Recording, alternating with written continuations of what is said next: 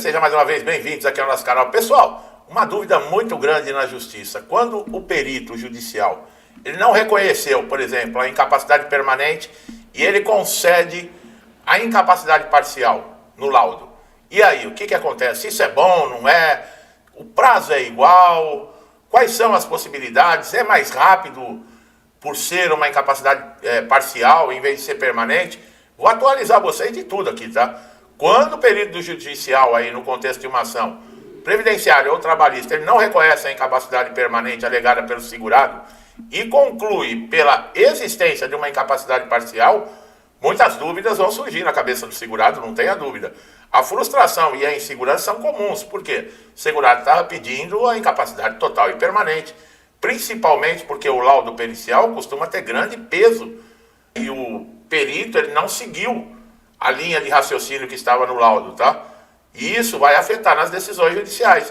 Entender o que essa conclusão significa e quais os caminhos podem ser tomados é essencial para você garantir também os seus direitos, se você não concordar. O laudo pericial é um dos principais instrumentos utilizados pelo juiz para formar isso, seu convencimento. Quando o perito judicial afirma que o autor do processo possui apenas uma limitação parcial para o trabalho, ele está indicando que, apesar de haver alguma restrição, ele não é suficiente, por exemplo, para afastar totalmente o segurado das suas atividades laborais. Isso, no entanto, não significa necessariamente que o pedido vai ser indeferido. O juiz ainda pode interpretar o conjunto probatório de forma diferente. Olha lá, ó. É importante compreender que a incapacidade parcial ela pode ser reconhecida como permanente ou temporária. Quando o perito afirma que a limitação é parcial e permanente, olha lá. Quer dizer, você tem a limitação, que ela é parcial, mas ela vai ficar com você até o fim da vida. Então ela é permanente. Ele está dizendo que o segurado ele não pode mais exercer a sua atividade habitual da mesma forma que antes, mas pode, com readequações, assumir outras funções. Já a parcial temporária, que é aquela, você tem a limitação, mas ela não é para sempre, ela pode reverter, aponta uma limitação que tende a desaparecer com o tempo ou com o tratamento. Olha como muda, pessoal. Muitos segurados se veem em uma situação de vulnerabilidade quando recebem um laudo nesses moldes. Porque já fala, bom, perdi o processo, né? Principalmente aqueles que desempenham, por exemplo, funções braçais, técnicas específicas e que não possuem uma qualificação aí para uma readaptação.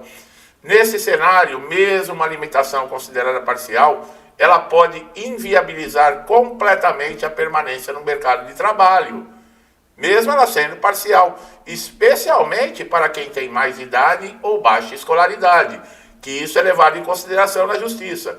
A interpretação do juiz sobre esse laudo é um ponto-chave.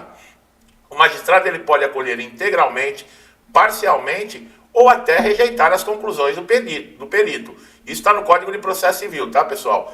Ele não está, o juiz, vinculado tecnicamente ao parecer, desde que ele dá fundamento na sua decisão com base em outros elementos dos autos, por exemplo, como laudos médicos particulares, exames, prontuários, ou até mesmo o histórico funcional e profissional do segurado. O que eu estou dizendo aqui? O perito ele pode dizer, ele não é incapacitado, não vamos nem falar que ele reconheceu a parcial, vamos falar que ele não reconheceu. Aí o segurado já entra naquele desespero, perdi o processo, estou sem rumo na vida. Só que, veja bem, quando eu falo a importância da documentação, vocês viram aqui, através de laudos médicos bem fundamentados, exames, prontuários, histórico funcional, profissional, o juiz pode ter outra convicção e rejeitar o parecer técnico do perito. Agora, para isso acontecer, a documentação tem que estar muito bem fundamentada. E outra, o juiz, ele vai ter que, na decisão, ele declarar ali uma base pelo qual ele rejeitou o parecer técnico do perito judicial e teve uma outra convicção. Isso é raro acontecer, tá? Isso é raro acontecer, mas acontece. Quando o laudo aponta uma incapacidade parcial, uma alternativa possível é o reconhecimento de direito à reabilitação profissional. Olha aí. Nessa hipótese, o INSS ou o próprio Poder Judiciário pode determinar ou sugerir a participação do segurado num programa de requalificação, buscando uma nova função compatível com a sua limitação. No entanto, nem sempre isso é viável na prática, especialmente em cidades pequenas ou pessoas com limitações cognitivas, físicas severas ou idade avançada. Outro ponto a ser observado é se o perito considerou adequadamente todas as enfermidades apresentadas. Há situações em que o profissional ele analisa apenas a doença principal descrita na petição inicial e ignora outras condições relevantes que estão ligadas, à incapacidade. Nesses casos, é possível pedir esclarecimento, complementação do laudo ou até realização de uma nova perícia com base no princípio do contraditório e da ampla defesa. Olha quando eu falo a importância de vocês estarem acompanhados de um advogado ou de um defensor público. Isso você não pode fazer numa situação dessa. Entrar com um pedido de complementação do laudo, uma realização de uma nova perícia, uma ampla defesa. É necessário um advogado. Eu sempre falo, o acompanhamento do advogado é essencial. Ah, mas tem que pagar. Tem a defensoria pública que você consegue de graça. Só que é aquilo, é 1 ano à espera. Entendeu? Mas olha como é importante o papel do advogado. Tá? Ele vai analisar criticamente o conteúdo do laudo, identificar eventuais omissões, contradições, erros técnicos, requerer providências necessárias para garantir um julgamento justo. O profissional ele vai apresentar parecer técnico particular, solicitar uma oitiva de testemunhas que reconheçam a rotina de trabalho do autor. Muitos segurados também questionam se é possível obter a aposentadoria por invalidez, mesmo com um laudo que reconheça uma incapacidade parcial. Sim, pessoal, desde que a limitação parcial, combinada com fatores, por exemplo, como idade, escolaridade, condição socioeconômica, torne inviável a reinserção no mercado de trabalho. Nesses casos, o conceito de incapacidade para o trabalho, ele é ampliado pela jurisprudência, que num caso como esse, não é só a incapacidade.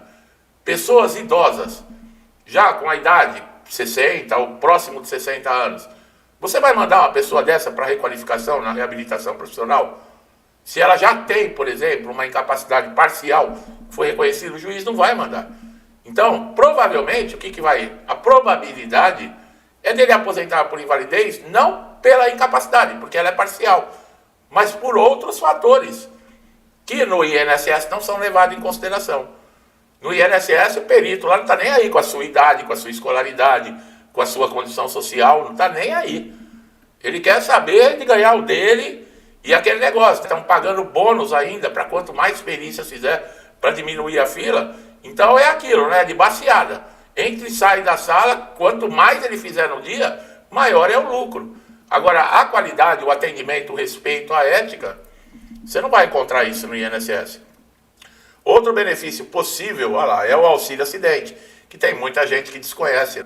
Ele é concedido justamente em casos de redução da capacidade laborativa de forma parcial e permanente, pessoal, desde que decorrente de um acidente ou doença relacionada ao trabalho. Esse benefício tem natureza indenizatória, ele pode ser acumulado, olha lá, com outras atividades, sendo uma alternativa importante para quem não consegue retornar integralmente ao seu trabalho habitual. Cabe também lembrar que o perito não é o único meio de prova no processo, tá? A prova testemunhal, a prova documental, pareceres técnicos particulares, tudo isso tem peso e relevância numa decisão judicial. É por isso que a atuação ativa no processo, com boa orientação jurídica, é fundamental para contestar de forma adequada o conteúdo do laudo, se for o caso. Além disso, quando a decisão judicial ela se baseia exclusivamente em um laudo considerado insuficiente ou contraditório, é possível recorrer, apresentando argumentos técnicos, jurídicos que demonstrem a necessidade da reanálise da matéria. O tribunal pode, inclusive, determinar a realização, como nós falamos, de uma nova perícia por um outro profissional, uma segunda opinião. Em situações mais complexas, com múltiplas doenças, condições que afetam severamente a funcionalidade de trabalho, o ideal é buscar um perito de confiança para a elaboração de um laudo complementar particular. Aí você vai ter que ter um cascalho que um médico ele não vai fazer um laudo assim de graça. Aí, mas eu posso entrar no SUS e ser encaminhado para um especialista. Mas quanto tempo demora isso? Esse documento ele pode ajudar a demonstrar com mais profundidade a real situação de saúde do segurado, tá? Suas limitações laborais, servindo como contraponto aí, muito importante.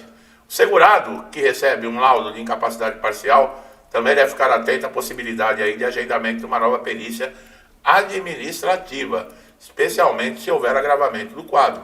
A progressão da doença ou o surgimento de novas limitações podem justificar uma reavaliação de benefício.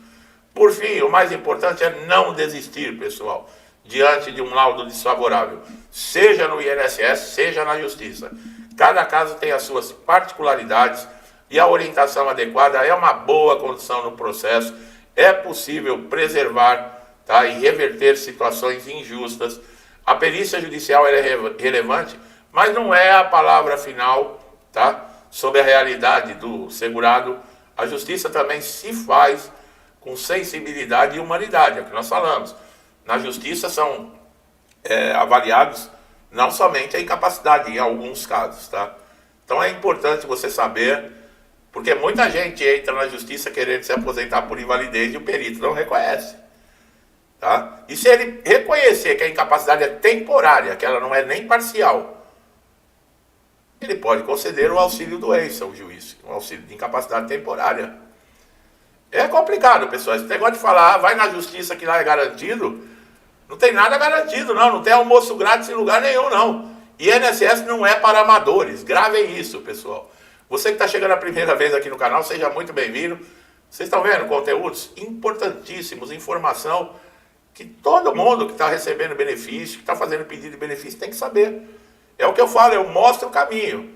Mas você tem que se ligar. As pessoas, vocês que são os inscritos, vocês que me acompanham, é vocês que tem que fazer isso acontecer. Muitas vezes, o problema com o advogado. Olha a importância de um advogado. Olha a importância, ele pode conseguir reverter uma decisão que para você já estava perdida.